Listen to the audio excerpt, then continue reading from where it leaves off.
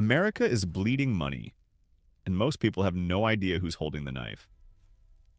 Right now, the U.S. trade deficit with China sits at over $380 billion every single year. That's not a typo.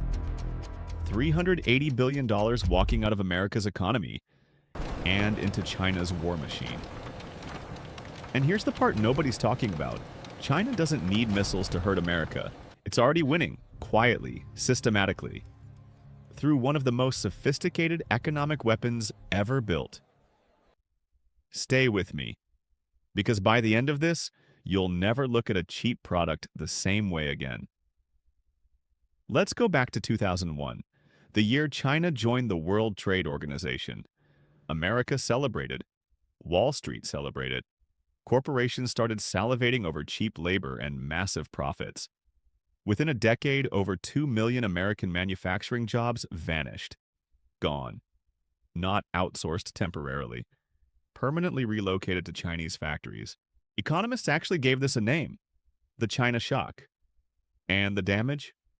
Estimated at $500 billion in lost American wages over 20 years. But that was just the opening move. Here's where it gets expensive. China didn't just take the jobs, it used the money from those jobs to build something America never expected.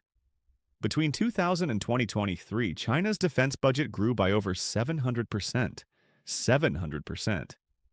The People's Liberation Army went from a regional force to a near-peer competitor, funded almost entirely by trade surpluses earned from selling products to America. Think about that for a second. Every time a U.S. company ordered cheap electronics, every time a retailer stocked Chinese-made goods, a slice of that money looped back into Beijing's military expansion. America was essentially writing checks to its own rival. Now here's the weapon China built with all that cash.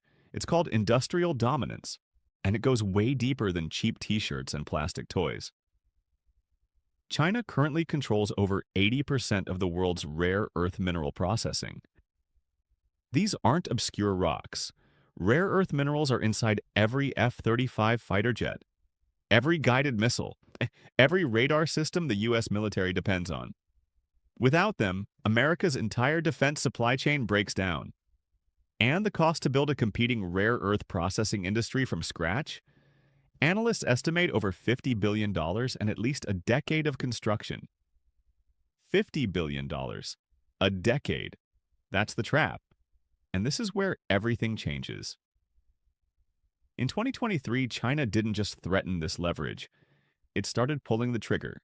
Beijing announced export restrictions on gallium and germanium, two critical minerals used in semiconductors and military equipment. The global market reacted immediately. Prices spiked. Defense contractors scrambled. The U.S. Department of Defense launched emergency reviews. Why does this matter?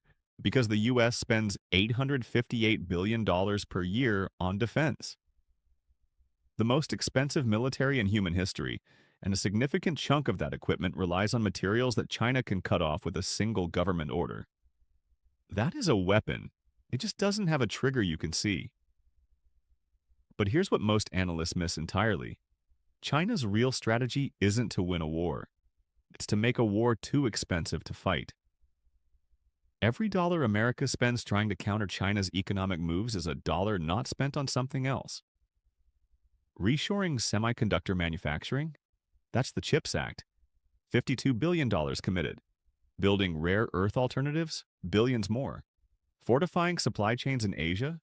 Add another $100 billion in military aid and positioning over the last 5 years. China is forcing America into a spending war, and Beijing is doing it while running a trade surplus. China is getting paid. America is paying out. The financial scoreboard doesn't lie. Now let's talk about the debt dimension, because this is where it gets truly uncomfortable. The United States currently carries over $34 trillion in national debt. For years, China was one of the largest foreign holders of U.S. Treasury bonds, essentially lending America money to function. At its peak, China held over $1.3 trillion in U.S. debt. It has since reduced that position strategically, selling off U.S. bonds, which puts upward pressure on American interest rates and makes it more expensive for the U.S. government to borrow money. Every time China sells U.S. treasuries, it's like quietly tightening a financial chokehold. No tanks, no missiles, just bond sales. What happens next shocked analysts. In 2024 and into 2025, China accelerated its de-dollarization push. That's a complex term, but here's what it means in plain language. China is working to reduce the world's dependence on the US dollar for global trade. It's signing deals with Saudi Arabia, Russia, Brazil, and others to trade oil and goods in currencies other than the dollar. This matters enormously. The US dollar's status as the world's reserve currency is one of America's most powerful economic advantages. It allows America to print money, carry debt, and fund its military in ways no other country can. If that status erodes, the entire financial foundation that supports America's global power begins to crack, and China knows exactly what it's doing. Here's the billion-dollar question America's strategists are wrestling with right now. Can the U.S. outspend, outproduce, and outmaneuver China before the economic gap becomes irreversible? The CHIPS Act is trying. The Inflation Reduction Act is trying. Tariffs are trying. But China has a 20-year head start in rare earths, a manufacturing base that employs 400 million workers, and a government that can direct industrial policy overnight without asking a single voter. America's response costs hundreds of billions.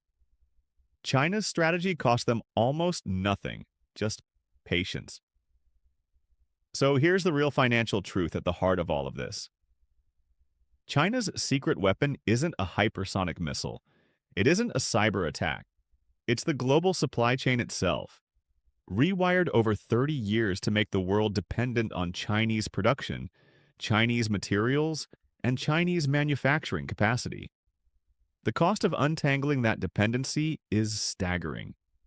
Some economists estimate full supply chain decoupling between the US and China could cost the global economy over $3 trillion over the next decade.